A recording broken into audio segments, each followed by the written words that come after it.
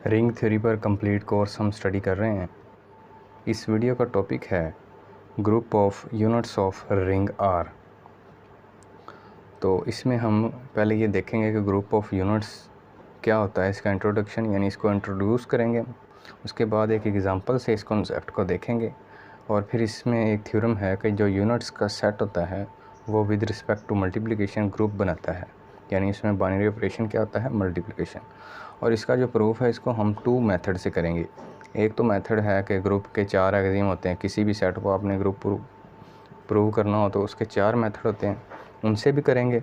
और दूसरा मेथड इस पर हम ये अप्लाई करेंगे सब ग्रुप टेस्ट वाला।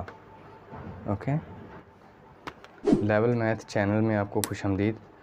मैं कोशिश करता हूँ कि मैथ के जो कॉन्सेप्ट्स हैं, हर कॉन्सेप्ट के रिलेटेड जो डिटेल्स हैं अच्छी बुक्स के अंदर जो लिखी हुई हैं और उसके अलावा डिफरेंट सोर्सेज से वो आपको दी जाएं, तो वीडियो को कंप्लीट देखें। तो इंट्रोडक्शन इसका देख लेते हैं। आपको पता है रिंग होता है, रिंग के एक्सियम होते हैं कि ring with respect to addition क्या होता है, अबिलियन ग्रुप होता है। और ring with respect to multiplication क्या होता है, सेमी ग्रुप, यानी उसमें क्लोजर लॉ और एसोसिएटिव लॉ सेटिस्फाइड हैं और इसमें डिस्ट्रीब्यूटिव लॉज होल्ड करते हैं। रिंग एक आपका नॉन एम्प्टी सेट होता है। अब इस सेट के अंदर से हम क्या करते हैं, डिफरेंट एलिमेंट्स पड़े हुए हैं, जो यूनिट्स हैं इस रिंग के अंदर जो यूनिट्स हैं उनको हम निकाल के उनका एक अलग सेट बना लेते हैं और उसको आर क्रॉस से डिनोट करते हैं। ओके, तो यहाँ से हमने यूनिट्स निकाले और यहाँ पर क्या लिख दिए, आर क्रॉस के अंदर इस रिंग के यूनिट्स लिख दिए। तो रिंग आर है, उसके यूनिट्स क्या होंगे, आर क्रॉस। इसी तरह आपको पता है इंटीजर एक रिंग होता है और इंटीजर के जो यूनिट होते हैं वो क्या होते हैं, -1 और 1। यहाँ पर एक बात नोट करें कि सपोज़ हमने रिंग का एक एलिमेंट है ए और हमने कहना है कि जी ए जो है वो यूनिट्स के सेट के अंदर है, तो फिर हमें क्या करना पड़ेगा कि ए को मल्टीप्लाई करवाना पड़ेगा किसी एक और एलिमेंट सपोज बी के साथ। तो उन दोनों का आंसर क्या आना चाहिए, यूनिटी आनी चाहिए 1, यानी बी भी हमारा इसी रिंग आर से ही बिलोंग करेगा। तो ए किसी एक एलिमेंट से मल्टीप्लाई होकर 1 आंसर देगा, तो फिर इसका मतलब ए यूनिट है और वो इस सेट के अंदर आ जाएगा। अगर ए यूनिट है, बी के साथ मल्टीप्लाई होकर 1 दे रहा है, तो बी भी फिर इसी सेट के अंदर आ जाएगा, वो भी यूनिट होगा। तो यूनिट्स वाला सेट जो है ये किन एलिमेंट्स को एंटर होने की इजाज़त देता है, जो मल्टीप्लाई होकर आंसर क्या देते हैं, 1। तो इंटीजर्स हैं उनके यूनिट्स का ये सेट है।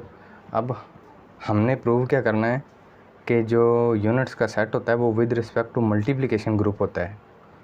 ओके जी, इसका प्रूफ देखने से पहले ये वाली एक सिंपल सी एग्जांपल है, इसका प्रूफ देख लेते हैं। तो ग्रुप के लिए क्या होता है, क्लोजर लॉ, उसके बाद एसोसिएटिव लॉ, उसके बाद multiplicative identity, because with respect to multiplication करना है।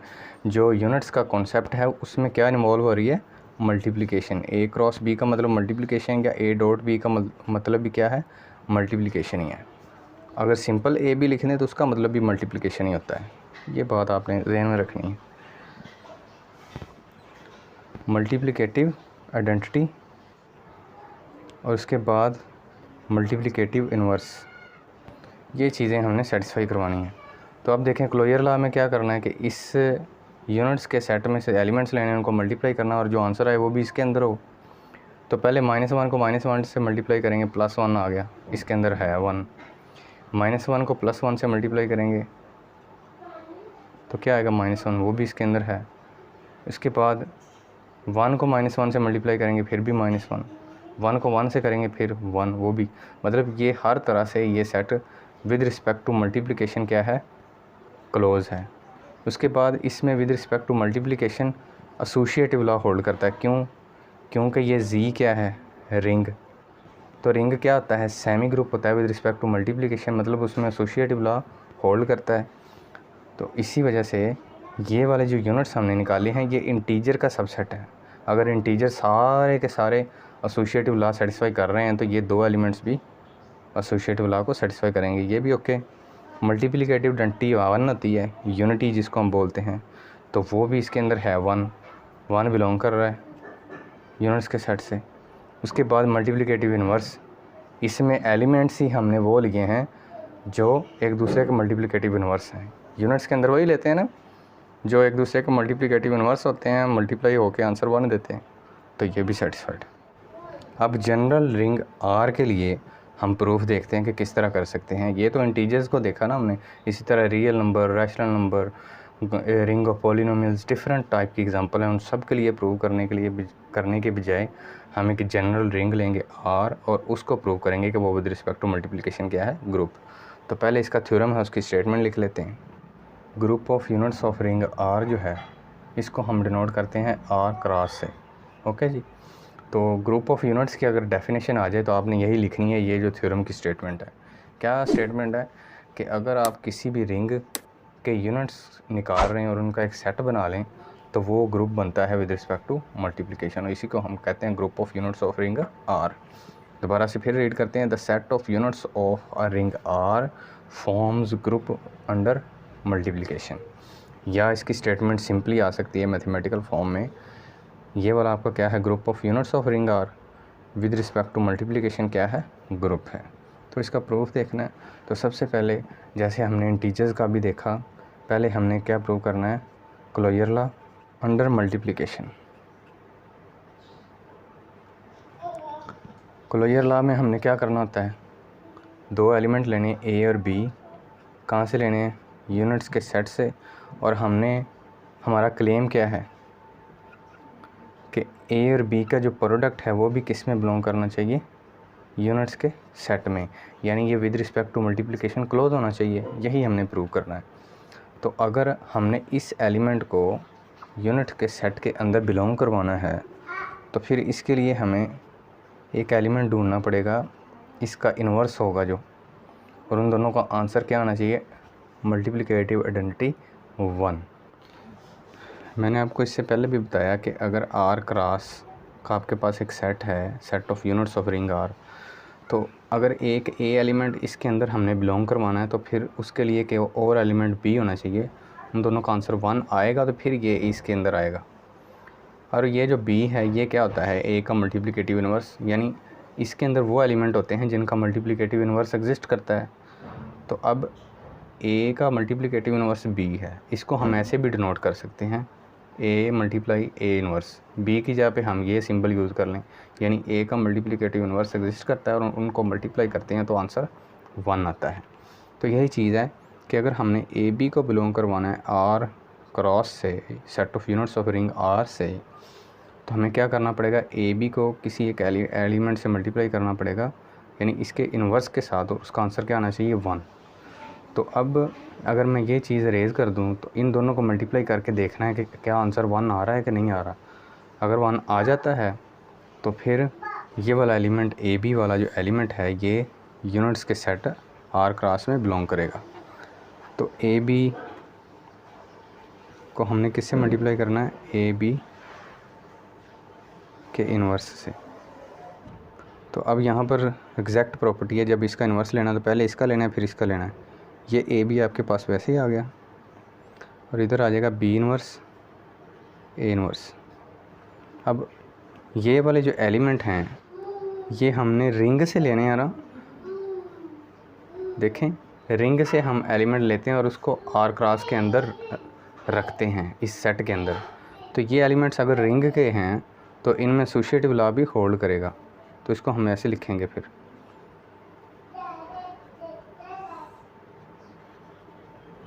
ओके जी, तो अब यहाँ पर नीचे लिखता हूँ मैं,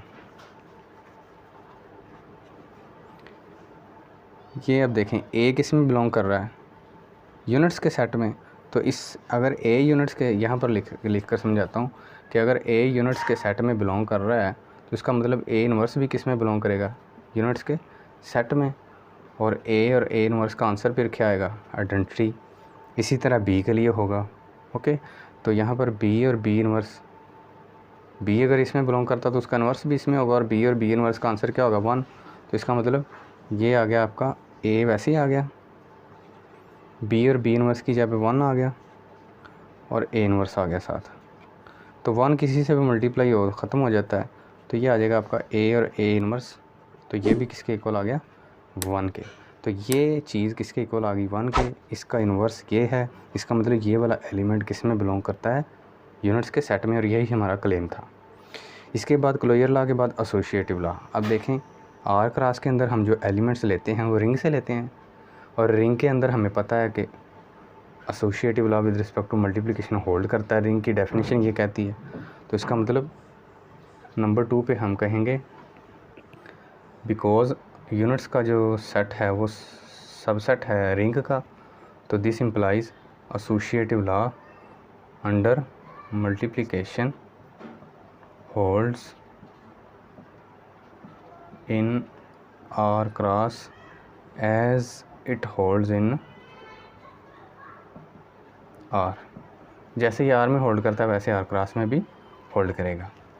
उसके बाद नंबर 3 पे हमने प्रूव करना है मल्टीप्लिकेटिव आइडेंटिटी। मल्टीप्लिकेटिव आइडेंटिटी क्या होती है, 1। तो अब इस सेट के अंदर हमने क्या बिलोंग करवाना है, 1। तो जैसे हमने कहा कि अगर सपोज इस यहाँ पर मैं रेज करता हूँ, अगर ए एलिमेंट हमने आर क्रॉस से बिलोंग करवाना है तो उसके लिए हमें क्या प्रूव करना पड़ेगा, ए और ए का इन्वर्स इक्वल टू 1 आना चाहिए। तो अब मैं यहाँ पर लिखता हूँ कि अगर हमने 1 बिलोंग करवाना है आर क्रॉस में, तो 1 को किसी एक एलिमेंट से मल्टीप्लाई करें तो उसका आंसर 1 आना चाहिए। तो हमें पता है 1 is it self inverse. Okay, तो यहाँ पे हम लिखेंगे 1 मल्टीप्लाई 1 किसके इक्वल होता है, 1 के। तो 1 का इन्वर्स एग्जिस्ट करता है, इसके अंदर वही एलिमेंट आने ना जिनका इन्वर्स एग्जिस्ट करता है। तो 1 का तो इन्वर्स एग्जिस्ट करता है, वो अपने आप का इन्वर्स है। तो this implies 1 belongs to R cross. और ये वाली जो प्रॉपर्टी हमने प्रूव की है ना, इनका आंसर क्या आया था, 1। ये भी यही कह रही है कि 1 आपका इस सेट से बिलोंग कर रहा है। उसके बाद नंबर 4 पे हमने प्रूव करनी है मल्टीप्लिकेटिव इन्वर्स। ये सेट ऑफ यूनिट्स है ना, अगर मैं कहूँ कि ए बिलोंग करता है आर क्रॉस से, तो ये क्या इम्प्लाई करता है, ए इज़ यूनिट। और अगर ए यूनिट है तो ये क्या इम्प्लाई करता है, ए हैज़ मल्टीप्लिकेटिव इन्वर्स। तो ये प्रूव हो गया कि हर एलिमेंट का मल्टीप्लिकेटिव इन्वर्स भी एग्जिस्ट करता है। तो नंबर 4 प्रॉपर्टी भी सेटिस्फाई हो चुकी है। तो ग्रुप के सारे एक्सियम अंडर मल्टीप्लिकेशन सेटिस्फाई हो चुके हैं। इसका मतलब ये वाला जो आपका सेट है ये ग्रुप बनाता है। इसका फर्स्ट प्रूव था। अब इसका सेकंड प्रूफ देखते हैं जिसमें हम सब ग्रुप टेस्ट यूज़ करेंगे। सेकंड जो प्रूफ है उसमें सिंपली आप ये कहेंगे कि इसमें अगर ए और बी 2 एलिमेंट हम लेते हैं ग्रुप ऑफ यूनिट्स से, तो ए बी का इन्वर्स भी किस में बिलोंग करेगा, ग्रुप ऑफ यूनिट। ये हमारा क्लेम है, ए बी इन्वर्स किस में बिलोंग करना चाहिए, ग्रुप ऑफ यूनिट्स में। तो अगर ये इसके अंदर बिलोंग करता है तो इसका मतलब क्या है कि ए बी इन्वर्स एक एलिमेंट और इसका इन्वर्स ये वाला, इन दोनों का आंसर क्या आना चाहिए, 1। अगर 1 आ जाता है तो फिर ए वाला एलिमेंट इसमें बिलोंग करेगा। जैसे हमने क्लोजर लॉ प्रूव किया है वैसे ही ये प्रूव हो जाना है। ए बी इन्वर्स ये एलिमेंट हमने इसमें बिलोंग करवाना है, तो इसका इन्वर्स ये, जैसे हमने क्लोजर लॉ में किया कि पहले ये वैसे ही आ जाएगा और पहले इसका इन्वर्स लेंगे फिर इसका, तो इसका डबल इन्वर्स, तो ये बी बन जाएगा और ये आपका ए इन्वर्स।